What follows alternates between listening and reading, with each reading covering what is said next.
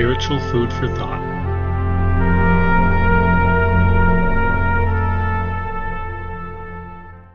So last time I got into religious hypocrites a bit, and it wasn't exactly probably what some people thought I was aiming for.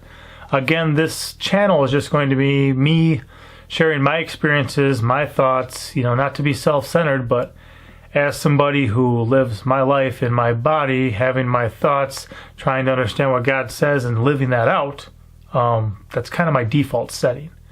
Is just trying to give up myself to understand God's ways and evaluate life from that point of view of God is right, man is flawed. How do we reconcile the two between as high as man gets on his own and God's wisdom? There's a gap, but he's provided his written word as an opportunity to fill in some of that gap. So I talked about how really in the real world, we know things like anything plus 0 is the same thing. How anything times 0 is 0. So you can't exactly add nothing to anything or multiply nothing by anything and wind up with something greater. So if there was nothing in the beginning, as opposed to having God be in the beginning, and everything is the result, you can't really add anything to nothing and wind up with any more. And you can't really multiply anything times that nothing and wind up with anything. And that's why I would call a lot of the atheistic, humanistic, evolutionistic, okay? We're not going to state it like it's a fact, like creationism versus evolution. And this one's a belief system, this one's a fact. No, macroevolution is a belief system. Evolutionism, therefore. That is a faith-based belief system. Absolutely. That's why, like even biblically, faith is the substance of things hoped for, the evidence of things not seen. Well, there's a whole lot of evidence that's not seen for some other people's belief systems, which is why I do believe a certain amount of things that I don't see, but also I'm willing to change what I believe based on evidence. However, if you're just saying what I believe is true, regardless of any evidence, or in spite of any evidence, or whether or not there is evidence, that's a poor point to kind of make, a poor belief system to have.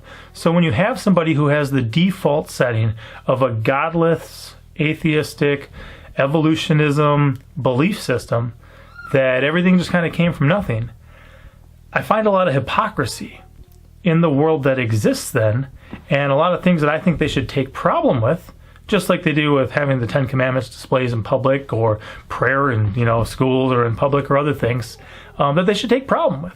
They should take offense to. They should try to fight against. And one of those things would be the Endangered Species Act.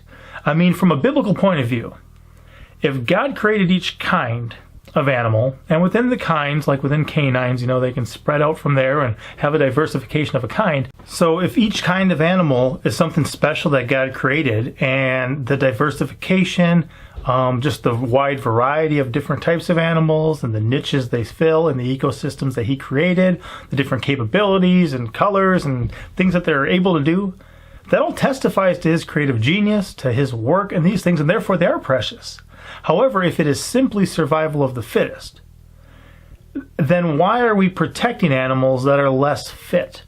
Okay, so things like the white rhino, or African elephants, or tigers, or different things around the world that people are very concerned about, spotted owls, I think. If there's not very many of them left, that would be evolutionary evidence, if that system of evolutionism is correct, that they're not fit to survive. And in fact, I can prove it only takes a couple bullets to finish off the species. And then something new and fantastic could evolve to fill that niche. Yet we're protecting these weak things, okay? The American bison, right? Same thing. If there's barely any left of something that we've got to put laws in place to make sure to protect it, that's contrary to the survival of the fittest model. It really is. Therefore, to support things like that, like a lot of humanists do, a lot of people who, and humanists even, it's interesting because anytime you have these invasive species, why are they bad? That, giant snakeheads or Asian carp or Burmese pythons are taking over certain areas. Why is that bad? Oh, because man was involved and man's bad. Man's destroying everything and we have to protect these animals. Well, hold on.